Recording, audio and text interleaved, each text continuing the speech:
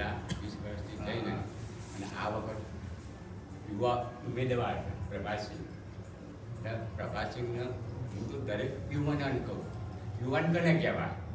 વાહ ફરે વાહ દર ફરે ફરે નદી ના પશ્ચિમ ઉગે પૂરા એ બોલ્યા પછી ફરે આવા યુવાનો યો ભેગા થાય. હા, અને ખરેખર જેને મળ્યો છે પ્રભાસિંહ એ યુવાન છે. આ મારી જેવા તો ગેરા કહેવાય. પણ તમારા યુવાનોને ખભો ખભો મિલાય. હા, અને ખરેખર જો આજ વખત તમે જીતાડશો ને તો તમારા યુવાનોનું ન મળે છે. આ માગું છું. હા, તો ભાઈ ખેલાડી કુકું નતો ભાઈ પ્રભાસિંહ યુવાન હતા. હા, અને આ મારી જેવા ગરકાઓ કંઈક મોવાય તો ગેરા ના વિચાર. અને જો આ કામ કરતો પ્રભાસિંહ હારી જાય, હા, તો ઇજ્જત કેની જાય? યુવાનોની જાય. એટલે ખરેખર અમારા સોનારાના સરપંચ સાહેબશ્રી, હા, ખોબે મત આલાપશ્રી, અને ખરેખર અમારા વાહના ભરતભાઈ, હા, એ ડેપ્યુટી સરપંચ, હા, એ ખોબે આ વખત ભરતભાઈને એટલી મહેનત કરવાની છે. બીજો નંબર અમારા આશા ભગત, હા,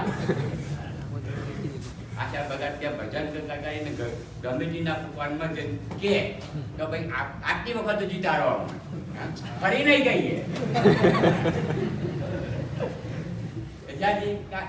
યુવાન છે એટલે, હા, મેં કહ્યું ભાઈ વાહ ફરે વાદળ ફરે તો સુરા બોલ્યા ના ફરે. યુવાનો છો તમે. હા, અમારી ઉંમરના તો અમુક જ છે અને બધા યુવાનો જ ભેગા થયા છે કાકા માતાના મંદિરે.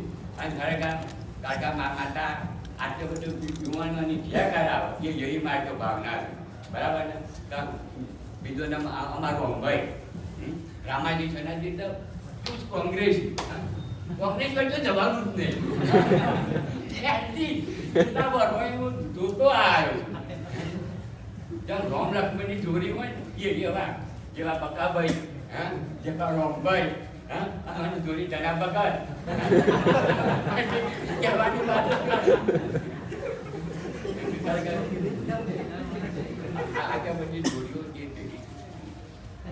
અમારા વાઘ પુત્ર ને તો જબરજસ્ત કરશી અને ખોબે વોટ હલાવશે.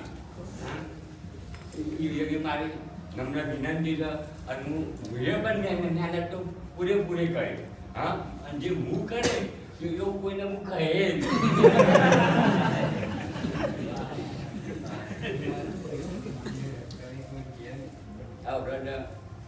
લગભગ હું સિરિયલ જોતો હતો અને બીજા તળાવેથી ફોન આવ્યો કે ભીખાભાઈ તમે આપવાના હતા. ત્યારે મેં કીધું હું તો ચાલમાં છો વાંચો છો, હું તો સિરિયલ બેઠો બેઠો જોતો આવું. એક અમારા મિત્ર એના બીજ વાળા હું કીધું અમે તમને આટલી વખત મને આવે પછી અમે તમને ફરી કા કરવા નહીં આવે. એ મારા જો કોન્ટ્રાક્ટર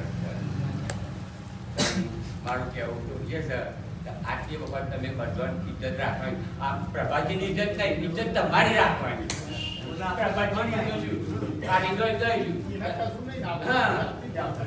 જવાબદારી આપણી છે. સાહેબ પોના એના યુવાનો જેટલા બધા, હા, એકને બીજાની ભાઈબંધી હોય, બીજાને ત્રીજાની ભાઈબંધી હોય, હા, તો ભાઈ ત્યાં પર સરોવર ભરાય અને પોકરે પાર બનતા એક મત ભેગું કરી અને આપણે પેટી ભરવાની છે.